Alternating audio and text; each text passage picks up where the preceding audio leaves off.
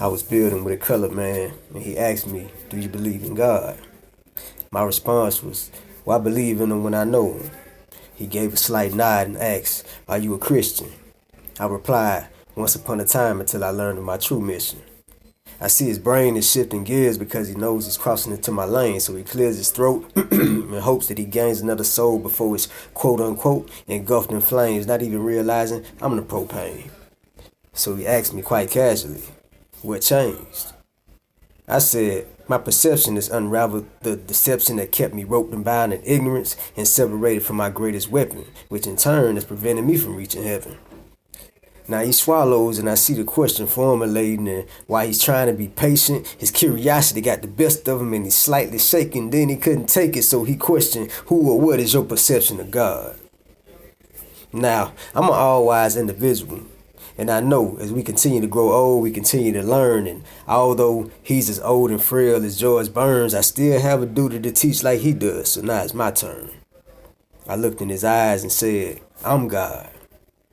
Now, he almost shied away, but then he paused.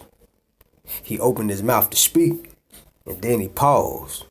So now I see the quivering of his old wrinkled jaws searching for something to say, but he hesitates as if to continue to conversate about this goes against some sacred laws.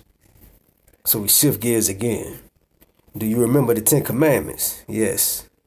"Then, do you think those are righteous standards for one to uphold?" I told him yes, and he smiled. "Now, do you remember when it spoke about not putting another God before me?" I said exactly, because to do so would be to repeat history, which I've studied quite rigorously, and help me destroy the mystery of an unseen entity. So he swallows again and asks, "What about not coveting thy neighbor's wife? Do you agree with that?" I said, "Most certainly. That's just a common courtesy. Plus, if I do unto him, then it's also hurting me because, as you say, we reap what we sow. And I have no desire to be flirting or have her twerking or steal his woman's treasure like a thief. Excuse me, I do not commit burglary." He said, "So you agree we should have standards?" "Indeed, what civilized person wouldn't?" And he asked me, "What are yours?"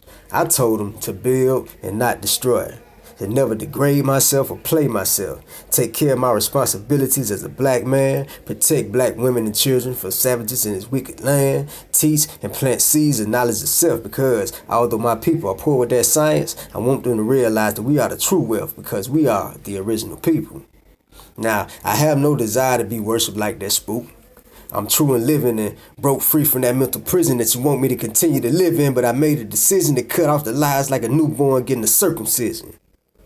So then the silence fell, and he looked at me, then glanced away, with no hostility, but clearly he did not expect to hear anything like this that particular day. Then he asked, "Would you like me to pray with you?" I said, "No thanks, I feel more power when I meditate."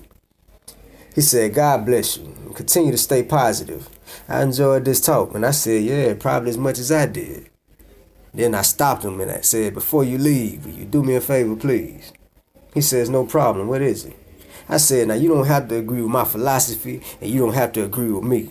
I bring rain, hail, snow, and earthquakes. When I speak, it rains. When I teach, it hails. When I drop signs, it snows. And when I bring the devil to his breaking point, the earth quakes. So, out of respect, tell me who I be." Now, although he looked at me odd again and his face turned crimson, he again gave that slight nod, and as he shuffled away in a low voice, he said, "God, peace."